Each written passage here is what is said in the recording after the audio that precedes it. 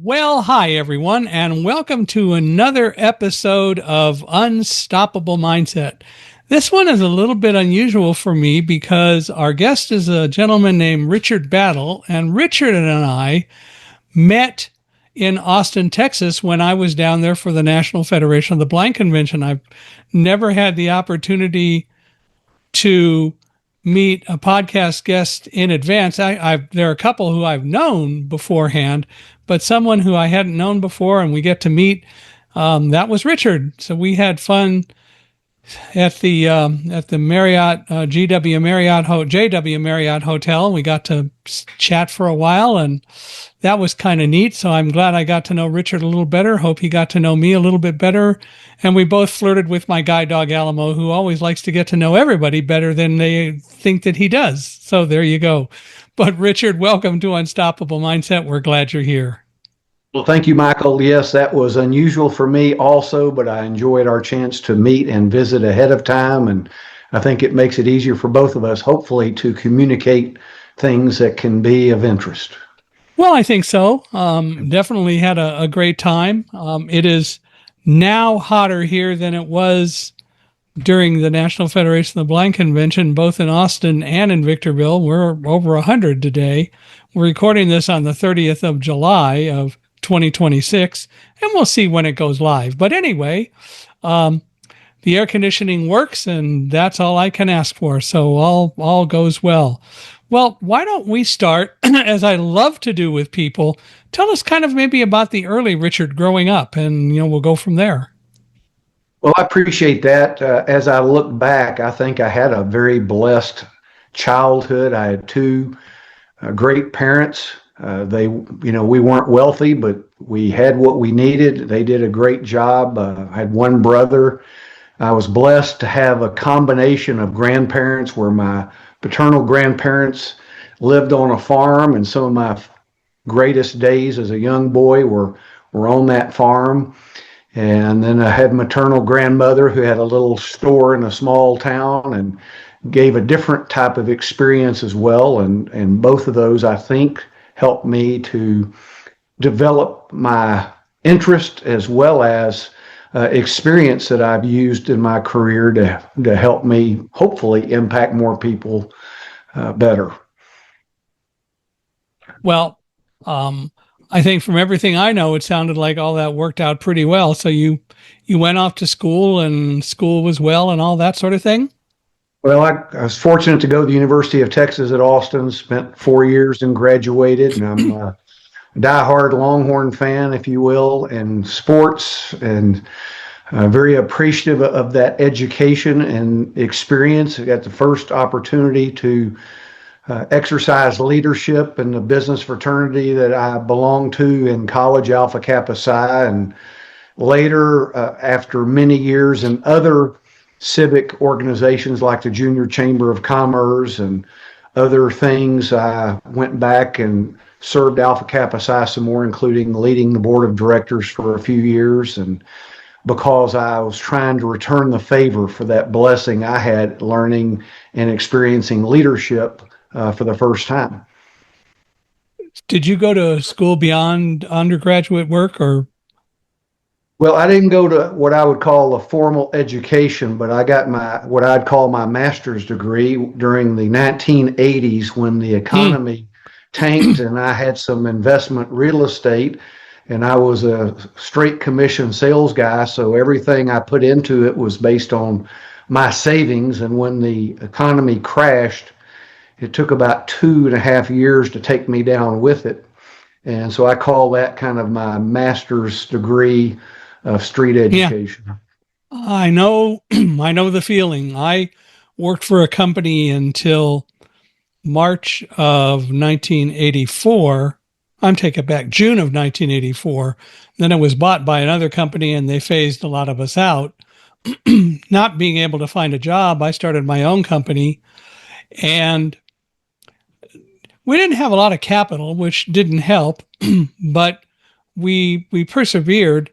There were a few times that it got pretty tight and lived off of credit cards, but I agree with you. You can't do better at getting an education than having to really step up and do what you got to do. Well, and what really started that was everything was going well, and that investment was going for about 8 years. And then all of a sudden, the government changed the tax law and lengthened the depreciation period for rental real estate. And that caused the market to tank for about Hmm. 30% immediately. Yeah. And so part of the lesson was no matter how well you're doing and how smart you think you might be and how well things are going, the government can change things pretty quickly and totally change the situation. Yep. And sometimes you can see it coming and sometimes you can't. But even if you can see it coming, the question is how well can you prepare? And that's part of what your and my master's degrees, if you will, I had a master's in physics formally, but master's in business. Um, that's what you learn from that, and you learn how to prepare and develop as strong a mindset as you can. Needless to say. That's absolutely true. So we continued. I spent more than 40 years in the corporate world, ending with global responsibility for sales of technology companies. So had a lot of experience doing that, but I wanted something else. All the time I did that, I still did things that would help people through nonprofits, Mm-hmm. civic and volunteer type things. Authored 3 books, and there's stories about how all that happened because I never dreamed I'd write a book. But then the last several years, last 8 years or so, we've been full time speaking, writing, publishing books, as well as trying to impact people through verbal communications like this. Do you have any kind of like a coaching program or anything that you do today? No, I don't. And at this stage, I won't go back through a coaching Yeah. certification, if you will. I think I would be eligible for that. But at this stage, I focus more on content creation and trying to deliver content that's timeless, that can share ideas that can help people. I'm a great believer in the Oliver Wendell Holmes quote that says, "A mind stretched by a new idea cannot return to its previous dimension." And so, sharing ideas from either my experience or others' experiences that I've learned, I hope that through spoken word like this, speaking, or my writing, that people can pick up ideas that will totally change and improve their lives. What was your bachelor's degree in college? It was in business and Okay. specialized in marketing. And so I went straight from there into the corporate world and had experience in Fortune 500 companies as well as small companies in that, and led sales forces and ran operations for several years. Did you enjoy doing that?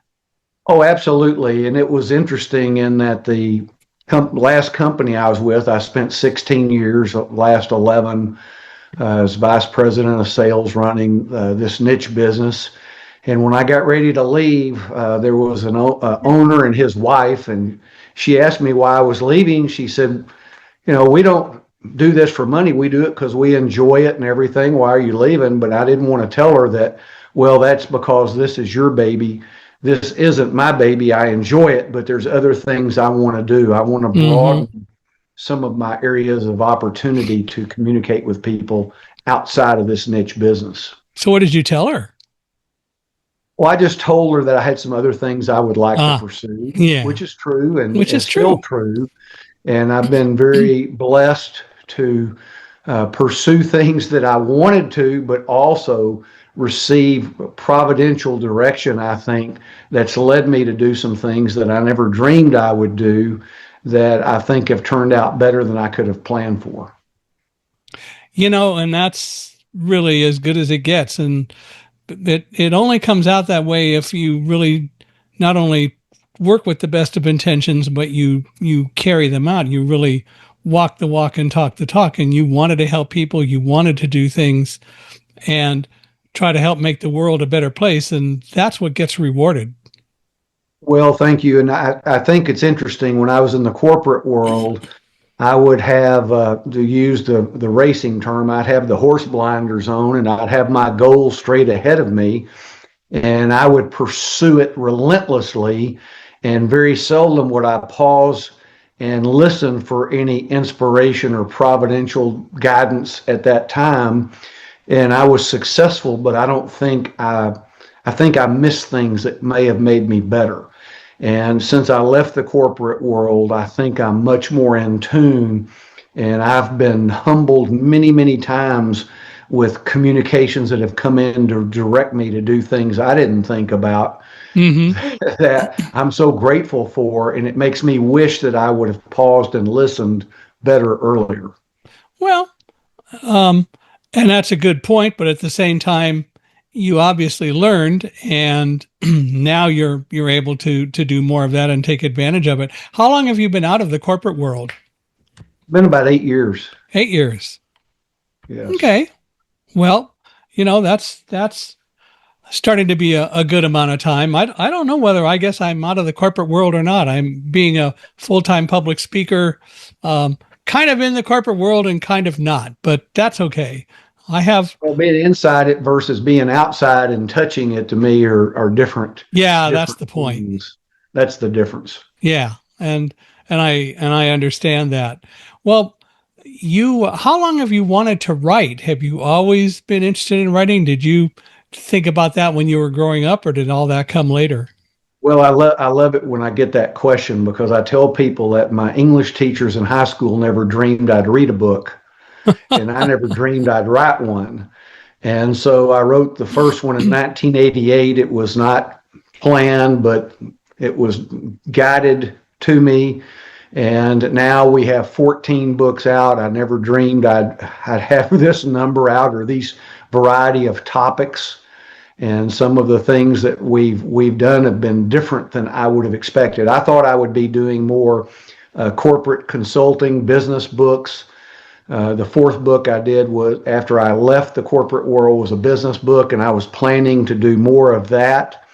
And a friend of mine said, "Well, there's 1,000 of those out there. Why don't you write about some of the things you've experienced and share those ideas? You can help more people doing that than you can with the business Mm, books, competing with everybody else in that lane, so to speak." yeah, which makes sense. Well, yes, and And I'm so glad I made that turn. And now it's interesting because I've made some efforts in the business lane, and sometimes they've not been as successful as I wanted and successful as I was before in the business type area. And I think that's providential also. Being told that let's leave that alone now and go over here in this other area, you can deliver more benefits to people. well, and you obviously took that to heart and did it. What was your first book? Well, the first book was called The Volunteer Handbook. And when I was in the Junior Chamber of Commerce back in the 80s, I was fortunate to be president in Austin. And we were named the top chapter in the United States. And the organization had about 300,000 members in the U.S. then. And I was fortunate to receive an international award for leadership. And that led me for 6 years after that to teach the chapter presidents from the largest cities in Texas at a day and a half retreat they had every Mm, summer when New Year started. And after about the third year, I noticed that the people coming in had not been taught anything I had taught their predecessor. So, for example, one year I teach the president of Dallas. Well, the next year that president would come in, the new one, and he wouldn't know anything I taught his predecessor. And so I got the idea that I ought to take that program, that day and a half program, and convert it into a how to book, a leadership book for volunteer organizations, not only for the junior chamber at that time, but then I did a lot of speaking and sharing that with other organizations as well to make them more efficient. And I never thought I would do that or do anything after that. did you ever integrate into your course the idea that people ought to pass on what they've learned from you, or did you go in different directions? Well, no, absolutely, because I think one of the most important things in any type organization, business or volunteer, Hmm. is training people. and helping them to be more efficient and more successful and preparing future generations of leadership. Mm-hmm. And the two differences that are so important in nonprofits, and so I emphasize that, is in nonprofits, you're not getting paid. And so you have to learn how to motivate people to accomplish things without using money as a motivator. And the second thing is you can fire somebody, but since they're not getting paid, it's a different impact Yeah. than if you fire somebody from a paid job. And so job security is not the same in a nonprofit. And so I can tell to this day, if I'm talking to somebody, if they've successfully led a volunteer organization, because they will know how to motivate people besides Mm-hmm. job security and money. Mm-hmm. And traditionally in the business world, most business people, that's the only two motivators they know how to use. And sometimes I wonder how much of a motivator money really is in the business world. Not that it isn't, but it may keep people around, but does it really make you feel a lot better about the organization that you're with? And my thought is generally that comes from the same kind of trait and characteristic that you were talking about with volunteer organization leaders. You still got to find ways to motivate people and get people excited. And money isn't going to be the greatest method of doing that, even in the corporate world. Well, that's exactly true. And that's where I suggest people in the corporate world go get into a volunteer Mm-hmm. organization, get into a leadership role, learn how to motivate the people without money, and then take those skills back to the corporate world, and you will be a much better corporate leader. And as you and I know, because as you describe yourself in your bio, you're a speaker, an author, and an advisor. And as a speaker, you have to figure out ways to relate to your audience and draw your audience into what you want to talk about or what you're going to say that they want to hear. And that only works if you can truly find ways to motivate your audience and to address the issues that they have. And it's not about you, it's about them. And it's important to keep that kind of philosophy. And I think it's true for leaders at all levels in basically any organization. It's not about you, it's about the people who you lead. Well, that's exactly true. And one of the great terms today that's being used is servant leadership. And I believe in servant leadership. And I think the greatest example started in the Bible Yeah. long before anybody came up with the term servant leader. Jesus showed the way to be a servant leader. Well, he did. Um, and it's worked out for him for the last 2,000 plus years. Well, absolutely. And So, it's a great thing for us to look. And you can always tell people who are serving others as part of their leadership, and that's an additional motivator for people when they know they're following someone who looks out for their best interest and looks out for the interest of the organization, the clients, and all other constituents and puts themselves last. And I'm a great believer that if you're putting your employees, if you will, or your fellow volunteers, you're putting your clients and the organization, you put everybody else first, you will get rewarded beyond your wildest mm-hmm. dreams. But if you selfishly try to put yourself first, everyone recognizes that and all of the constituencies suffer. And it is so true that people can see it and they understand it. And all too many people who are supposed to be leaders don't care, and they've got to learn that that's not the way it's going to work. Otherwise, the organizations that they supposedly lead are going to fail. Well, that's exactly correct, and that's kind of an example of deferred gratification from the standpoint of if you lead as a servant, you will be rewarded beyond your wildest dreams, and you will accomplish things as an organization you can't even conceive accomplished because of synergy, which is the sum of the total of the pieces is greater than the total of the pieces. And that's such a great feeling when you look up and you've accomplished something and you go, wow, we never thought we could do this, but because we were all working together and serving together, we accomplished much more than we thought we could. And that, of course, is part of the reward that you get because you see that you're accomplishing things, and you're open to adopting that attitude to accomplish things, and that is something that is so important to be able to do. I react, at least internally, so often when I hear people say, well, we have to be responsible to our investors, to our stockholders, and we have to make money, and that's all there is to it. And the answer is no, it's not. No, one of my favorite movie lines was from a movie called Broken Trail a few years ago, and Robert Duvall was in it, and he played an uncle, and he wanted to teach his nephew about how to take a herd of horses to market and successfully run a farming, a ranching operation. And they were going on this trail drive, and one day the nephew said, after they had a calamity, he says, this drive is getting less and less profitable every day. And Robert Duvall said without hesitating, he goes, son, you never measure wealth using money. And too often we use money to measure wealth or success, and money is only a fraction, a small fraction of the opportunity we have to measure success, and it only measures it in a certain time frame, not a much longer time frame, which we have the opportunity to influence today. I'm a great believer, as long as we have breath, we have a mission to fulfill, and we have an opportunity to impact people today, but we don't measure the impact today and just focus on that. If we do the right things, then we have an opportunity to influence people beyond our lifetimes, and that's where the measurement will truly be counted.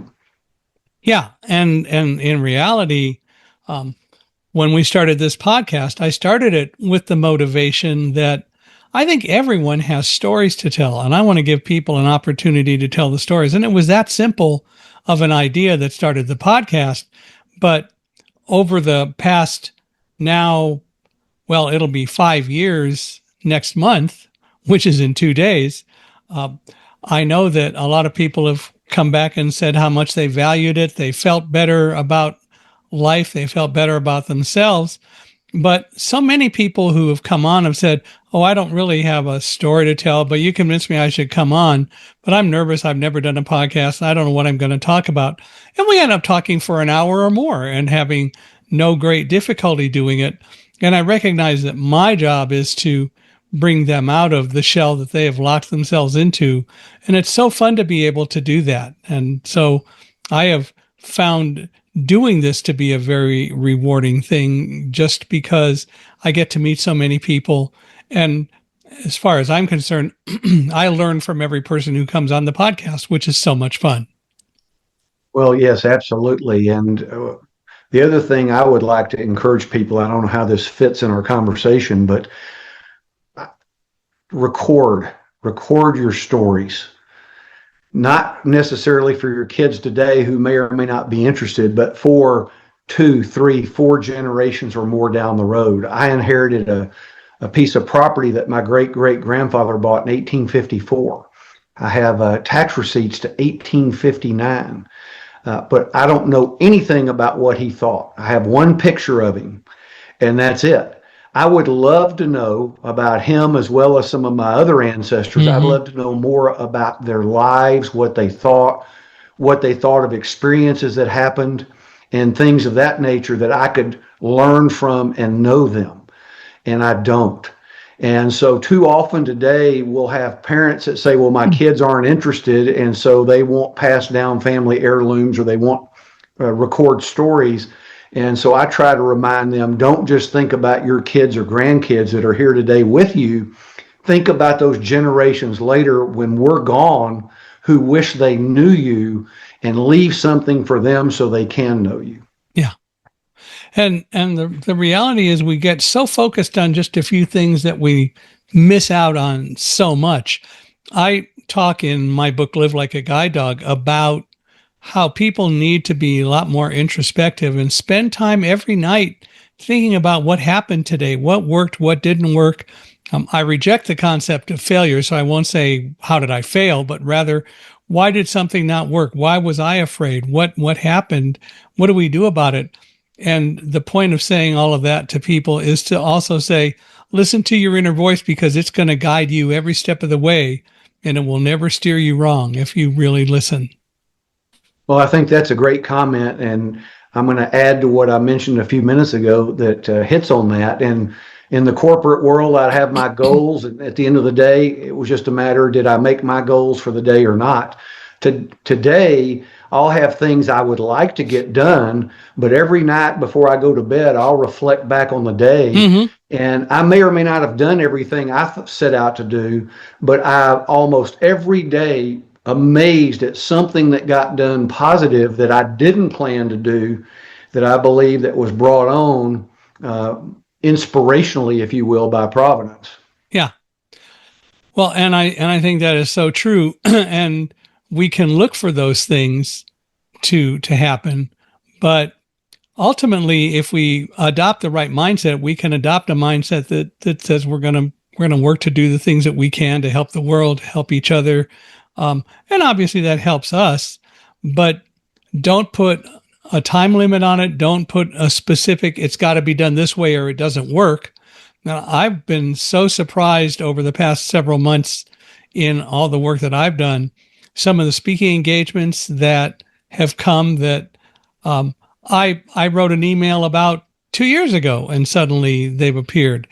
Um, and the reality is that I know that I get to go visit with these people, and I do expect, as always, to learn as much as they're going to learn from me, if not more, which is great, because I will always enjoy learning from people. I believe that we should always be students. Yes, lifelong learning is the most one of the most important things as long as we have breath, as I mentioned. And so we go back, lifelong learning, deferred gratification. There's people out there that say a dream delayed is a dream denied. I believe the opposite. A dream delayed Mm-hmm. is not a dream denied. It may just be that the timetable for that is not proper. And so years ago, when I was finished with my second book, which was 14 years after the first one, and it was about surviving grief by God's grace after I'd lost my son. And I was doing radio and TV around the country, trying to share that experience to help people that might be in grief. And I had a homework assignment from a personal development course that said, what's one lesson you learned from your first job? And I went home that night, and all of a sudden I started thinking of all these lessons I learned, lifelong lessons that I learned as an 11-year-old paperboy. And so I made a list of 14 of them, and I put them in a drawer and left them while I was working on this other book, picked them up 4 years later and wrote my third book, The Four-Letter Word That Builds Character. And Mm, that was an example to me of something that didn't happen when I might have thought it could, but happened later when it was a better and a right time for it to yeah, happen. yeah. When I started writing, or started thinking about, at the suggestion of others, my first book, some people said you should make it a business book because you've got so many good business lessons to teach people. And I said, I hear you, but I think it needs to be a more general book. It needs to be a book that anyone can and will read, and that they can learn about me, learn about blindness, and they can also learn that what happened on September 11th really leads to the bigger question, which is, for all of us who survived, what are we going to do with the fact that we survived September 11th? And so I said, I don't want to make it a business book. And by the time it was all done and published in 2011, it was not a business book, but it clearly was the book that people were looking for, because it became, well, in its first week out, it was on the New York Times bestseller list, and it was on the list for 13 weeks. And 1 week it was number one. But I still believe that the whole idea behind Thunderdog is that it's a book to try to teach, to try to help. And I go back and reread it, and it teaches me as well, which is what it should do.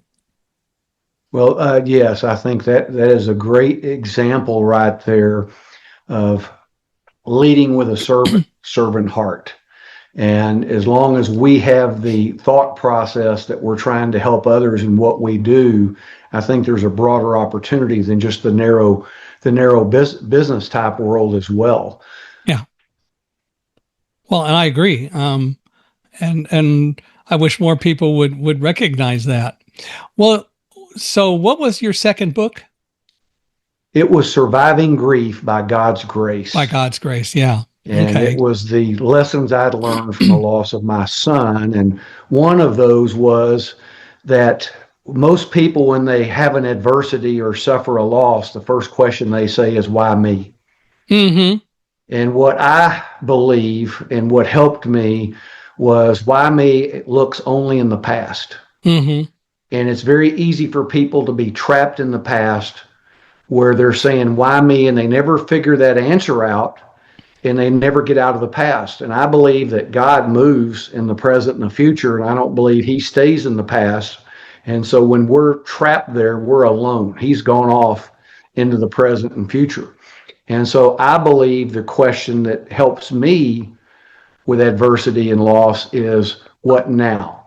In other words, what am I supposed to learn from this lesson and this experience that can help me go forward and I can help others? And my hope is to have one adversity and one lesson. I hope I'm not dumb enough that I don't learn the lesson and I have to have two adversities or more before I learn that lesson. And so I believe when I say what now, I believe God is there with us as we're going through present and future, helping us, and then we're in the present and future and we're helping people going forward, and we're not in that trap of why me. I would say though that I think even if you're sticking in the past, God hasn't deserted you, but he's waiting for you to listen and move forward. And I think Yeah, that's I just mean from a growth but no, standpoint. I don't I know what think you're saying. Yeah. if you're stuck there, I don't think you can grow. I don't think we can accomplish anything positive with a negative Right. attitude. I And agree. to me, that why insinuates that, I'm a good person. Why should I have to suffer? Well, we all suffer something sometimes. And so we have to learn from that and go forward, I think, to overcome it. One of the things that I hear a lot from people and a lot of Christians for that matter is, how could God let something like the World Trade Center happen? Um, and my response is, how could he not? Because God gave all of us free will and the ability to make choices. It's not up to God to force us. We have to choose. And so people chose the way they did, and they chose to do what they did at the World Trade Center. And um, I I would say that the 19 terrorists certainly functioned as a team. They didn't allow anyone to guess what was going to happen. But I also do believe that in reality, no matter what people may think, what they did goes against the teachings of God in virtually any religion.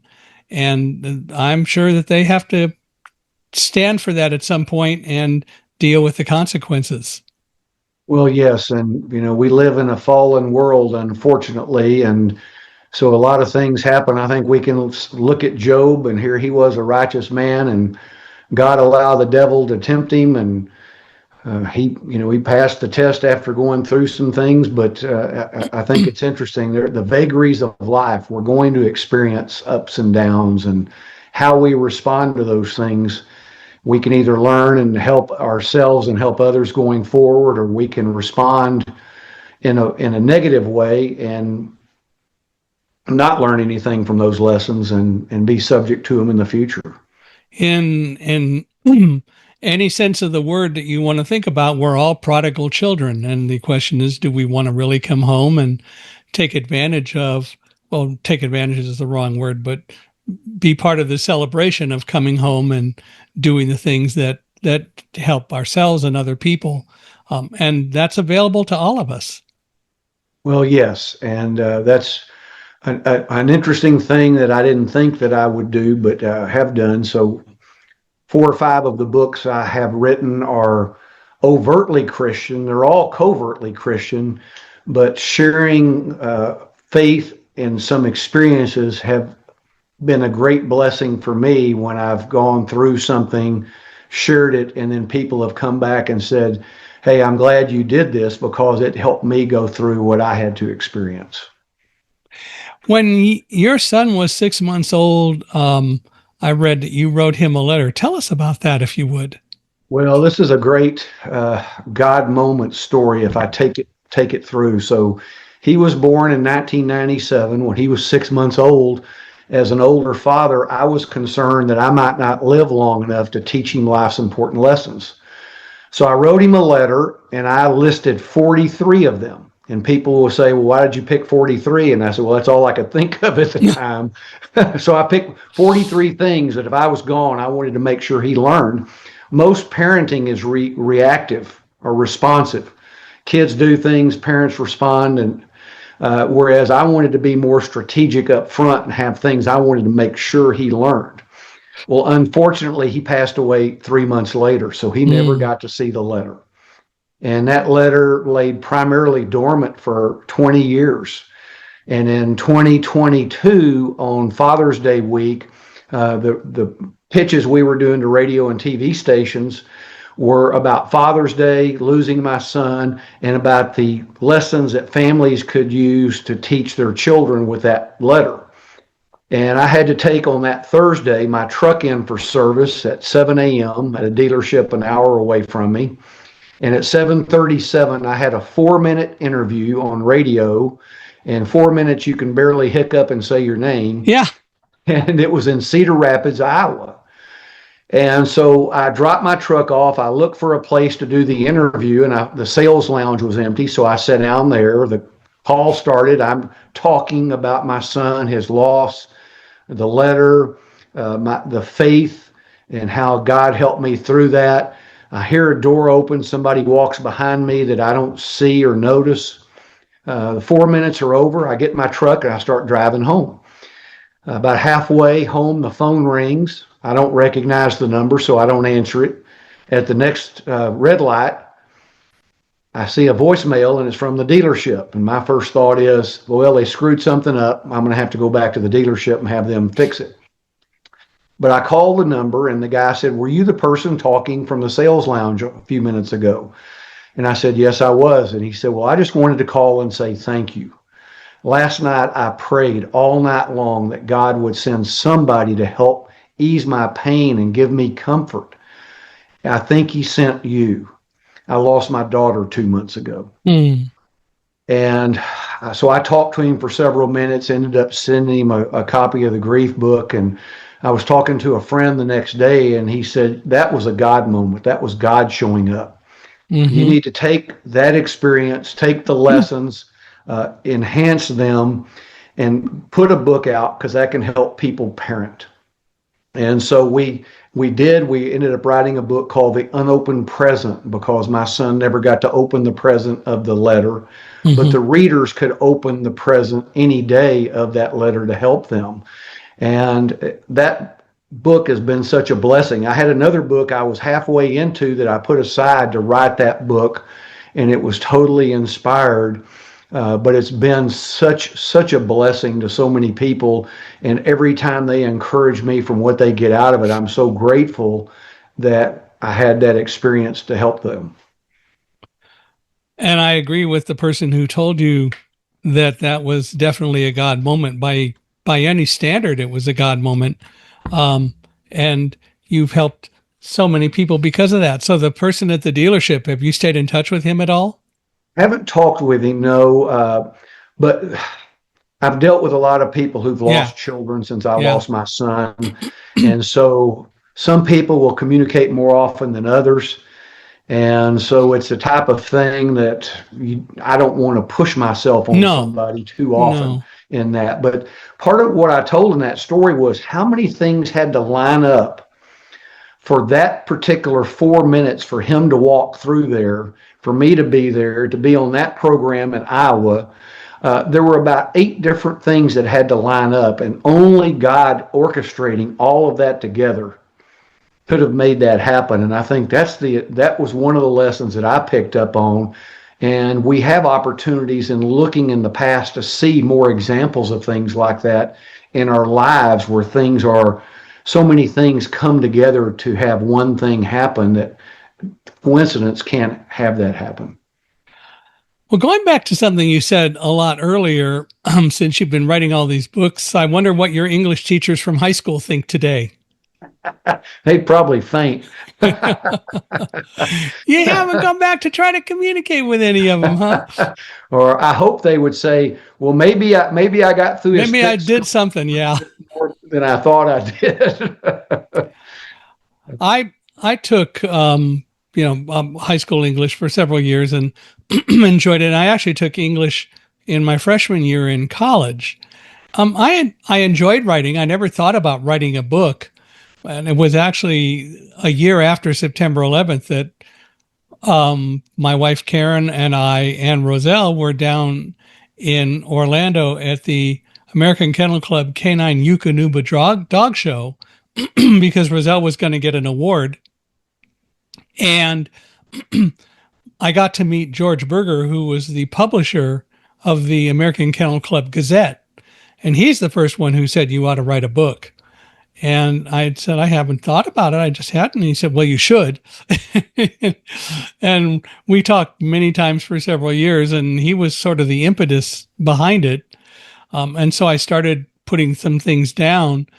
And as I tell people, by the time Susie Flory and I met, and Susie and I met in 2010, she called because she was writing a book called Dog Tales, and it was going to be 17 stories about different dogs, and she wanted to include Roselle.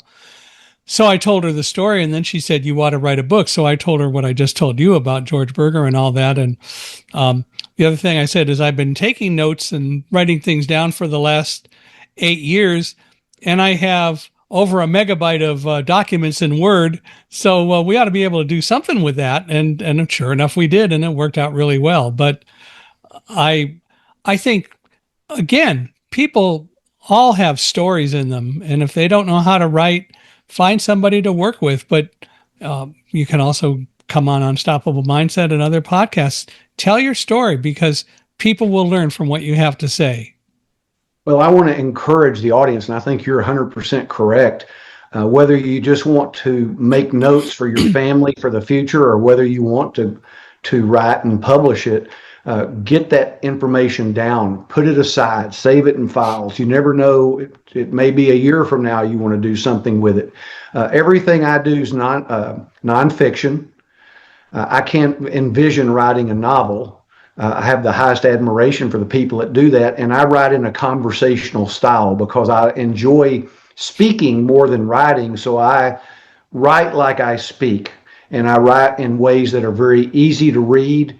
My target in the latest series of books, I hope it's upper middle school and above, young adults and up, and I want to make it where it's conversational and easy to read, short chapters, and do that to inspire people to pick it up. And once they pick it up and start and see that, then they will go into it longer. I believe that if you take a book that's 1,000 pages long, first thing is you're going to turn off a majority of the market just with a 1,000-page book, much less anything else. So all of these things, especially today, people don't read as much outside of their requirements for school as used to.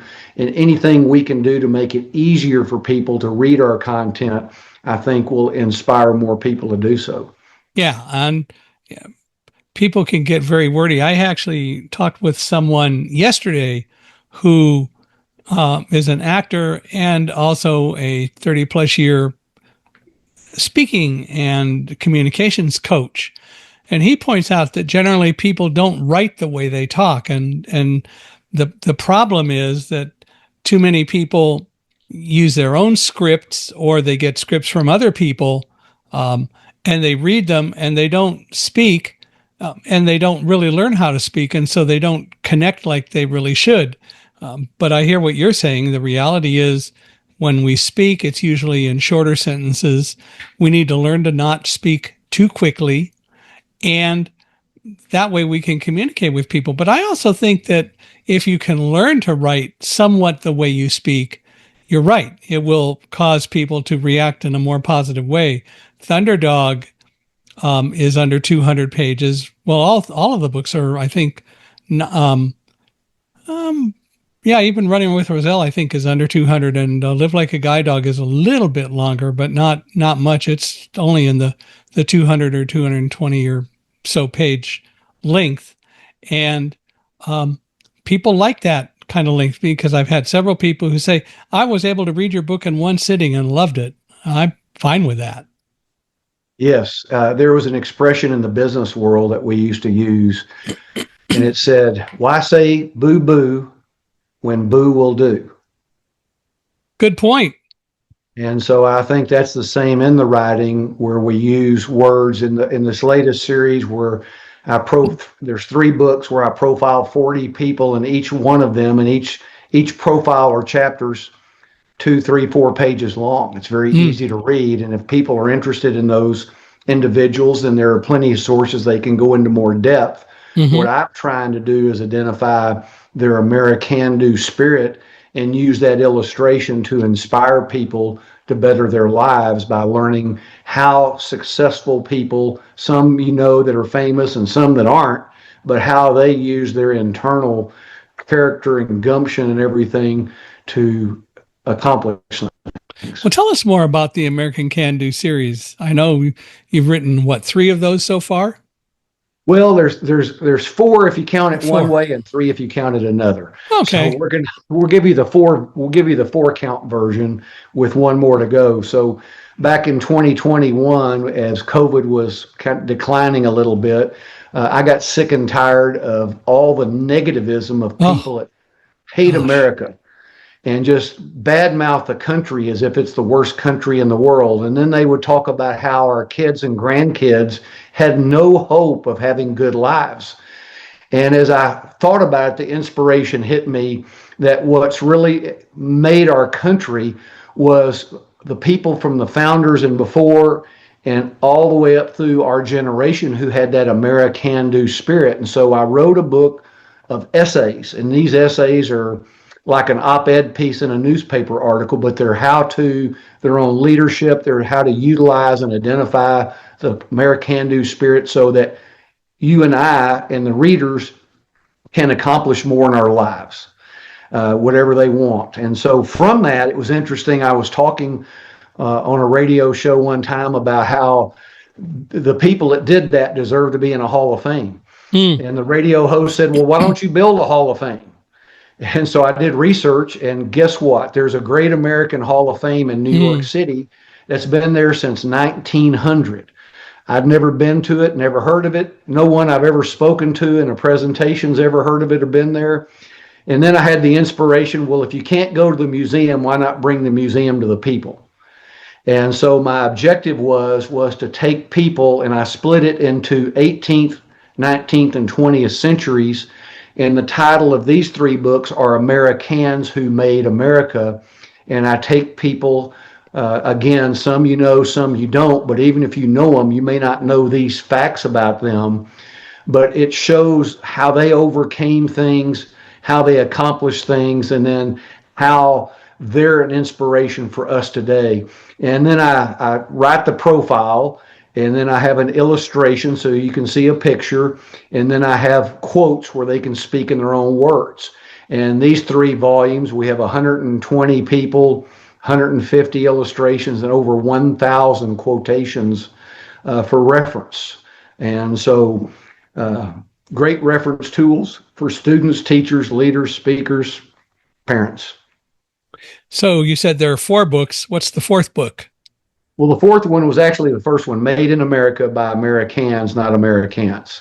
And we hope to have another book of essays next year that will kind of be the bookend, if you will, for this series. How did you choose the people that you put in the book? Well, that's a great question, too. It got harder as we went into the 20th century because 20th century, I started with over 200 people and spent an entire day whittling it down to 40. There's actually 43 because 3 of the profiles have 2 people. But I look for uniqueness of that application of the American-do spirit. Yes, I've got some American presidents, but it's not all American presidents, if you will. And so I look for things of those individuals that were unique that I could share. I've got a young boy, the first fatality of the American Revolutionary effort. We've got women, we've got blacks, whites, Native Americans, different age groups, different locations, different ways they employed the American-do spirit, because I want people to see it took all of us to found and build the country. Mm-hmm. It takes all of us to make it work today. It will take all of us in the future as well to continue this great country. Yeah. And I think you're absolutely right. It's got to be a team effort. And the sooner we learn that, and the sooner we learn that we're all here together, it'll make a much better, not only story, but it will make a much better country if we learn to communicate and work together better than we do. I am so frustrated today that it's so difficult to have a conversation with people, especially when you get to politics, because everybody's convinced that they're the only ones who are right and everybody else is wrong. And that is much more of a hard line thing today. We've lost the art of conversation almost, it seems. Well, yes, we have. And these books are nonpartisan, non-political, because I Right. believe patriotism and the American-do spirit is bipartisan. If I may share one example, and this is one I love, and it's not only about the accomplishments of the person I profile, but I also write in there when parents make an inspirational difference in their kids' lives that affect the country. And this story is one, even though growing up in Texas, I didn't know until I researched the 19th century volume. And I couldn't believe I didn't learn this in my Texas history class. And so I write about Sam Houston, who was the George Washington of Texas, if you Mm-hmm. will. He commanded the Revolutionary Army in Texas. He was the first president, governor. He was the only governor of two states. I mean, just a terrific leader. And I love speaking on leadership about Sam Houston, but this is about his mother. And everybody goes, what? What about his mother? Well, when Sam was 19 years old, he was going off to the War of 1812 with Andrew Jackson. Mm. And his mother took him on the back porch and she said, Sam, if you show courage, you'll always be welcome home.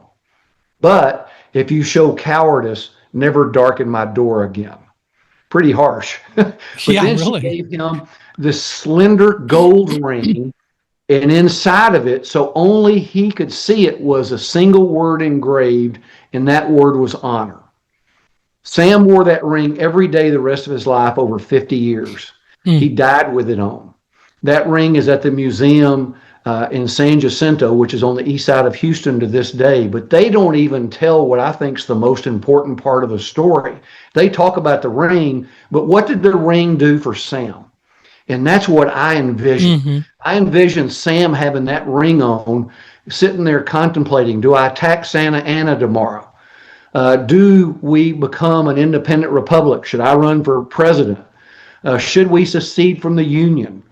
In other words, every important decision he made, I envision him twisting that ring on his finger and his mother's voice in his ear saying, honor, honor, honor, and influencing every decision he made. And so when I speak to groups, I tell them I wish my parents would have given me an honor ring. And I encourage them to consider giving their kids or grandkids honor rings to influence their decision making. Sam Houston State University in their class rings have the word honor inside there as well. And Sam's mother died in 1831, 5 years before the Texas Revolution. She had no clue about the impact that that ring would have on Sam, Texas, and America, and still has. But she did something that she thought that would be something good for him. And we never know as parents or grandparents, when we do those little things, the far-reaching effects they may have. Did you find any writings or anything from Sam Houston that talked about the ring? I have not to this point. I'd love to know more how, or if there were specific instances where him rubbing that ring and hearing his mother's voice changed his mind on something, or led him to a decision that he might not have made otherwise. I would love to know that, which would just prove the point. Yeah. Oh, it would. I was just curious if there is anything available, any letters or anything that he ever wrote that talked about it. That would really be interesting and relevant to find. The other part about it is he may have not wanted to do that because it was such a sacred and personal thing. Yes, yes. And, back at those times, I think that it influenced people, but they were living their lives and they didn't really think about the influence of that while it was happening, much like us. Things I look back on today and see that influenced me at the time, I didn't appreciate them. Mm-hmm. It's all about learning and growth. Absolutely. So, just out of curiosity, what presidents did you feature in the books? Well, I'll give you a few examples. Obviously, George Washington is the GOAT, greatest of all time, because he carried the revolution on his Yeah, back he's a pretty good through the guy. darkest days. I mean, so he had to be first in the 18th century book. In the 19th century book, we had people like Grant in there. In the 20th century book, we had Truman and Reagan, for example, Mm-hmm. in there as well. Teddy Roosevelt. So I didn't pick, I handpicked certain ones Mm-hmm. because of things they did uniquely and interestingly. Not all of them, I think, are worthy, or it could have just done a book about presidents. Yeah, well, there is that. Did you happen to use Lincoln at all? Yes, I did use Abraham Lincoln, and Yeah, because I wouldn't think that would make a lot of sense that he would be included because he carried the nation for 5 years. well, yes, and all the different things, and obviously it's a very complex, but him Sure. restoring the Union and preserving the Union like he did. And that gives us hope. People ask me today, do I have hope because of the division like you spoke about? And on the cover of the 19th century book, I have the picture from Promontory Point, Utah from Mm, May 10th, 1869, when the Transcontinental Railroad came railroad, together, right. because I believe that was one example of things that brought the country back together after the Civil War. And it's encouraging to me that if after 600,000 soldiers died fighting, if the North and the South could come back together as one country, we can do it also if we get petty politics out of the way Yeah, and we get people talking like you say and working for the greater good of the country first versus the greater good of politicians and parties. yeah. Well, and we've got to grow out of this thing that we're experiencing so much. And I'm sure we will. I have a lot of faith and a lot of hope in this country and what it stands for, and I am sure we will deal with it. Well, you And mentioned 9/11 and your experience and everything. Well, when 9/11 happened, that was one of the things that I hoped would bring the country back together because we had a threat. And yeah, we had not had a mortal threat against the country since World War II. And I think it did for a short I while, think but it then did. all of a sudden, the politicians figured out it Yeah. wasn't that big a threat, and they went back to their games. Well, and I think they were they were a little bit wrong to think it wasn't such a great threat, but Yes, they did go back to playing their games, and they yes. they really took the wind out of the sails, which is so unfortunate. And Well, in the 18th century, when I write that, one of the things that amazed me, because those people had individual desires and you had different colonies that wanted to do different things. But what made it work was they put those aside for the mm-hmm, greater good of the effort to win independence. And from the time they were doing that until the Constitution was finished, I think they worked in a much better method. And then once the Constitution was finished, then they started degrading that cooperation, if you will, and started becoming more factionalized from that point forward. And again, that gives me hope that we can do that under the right circumstances. I think at some point a true leader will emerge who can make that happen, and they'll have the fortitude to really do the, if you will, quote, honorable and right things, and leave some of the politics out of it, and do what's really good for the country, and do it in a way that everybody recognizes it's good for the country. I am sure that's going to happen. I don't know who that person will be, but they'll emerge. Well, I think you're right. It will take that and someone who will put aside their personal interests today and personal desires, sacrifice some of them so that, for example, when they were doing the Constitution, the Connecticut Compromise, there was all the talk of doing one legislative body, and you'll remember that the small states didn't want to be run over by the big states. And so that was the Connecticut Compromise, that they would come up with a Senate where each state was represented by two people, Mm-hmm. and then the Congress was by population. And by having those two houses, that unique compromise they came up with made it work. And so those were different factions that had to put aside their independent desires to do that. Yeah. And they're going to have to do that again. And they're going to have to learn that there is something to truly be said for principle and not just do it because I want to get reelected. That just isn't the way to do it. Absolutely correct. And of course, if we had term limits, which the founders never dreamed we would need, because no one could think that you'd make enough money or have enough power, it'd be worth staying in Washington for the Yeah. rest of your life. Yeah. Or they would have put term limits in there. And so that's what's really, really changed things, when the attractiveness of the power and the money that's all happened since World War II Mm-hmm. has necessitated term limits, but they will never vote on those for themselves. No, no, which is unfortunate. But we'll see over time. So, who do you hope benefits from your books? Well, I think that's a great question. I hope, I mean, all readers, but I really want the next generations. I want parents and grandparents who read, will share stories, will help, because I don't think the schools are doing a good enough job teaching American history and patriotism and love of country. So I think we parents have to do it.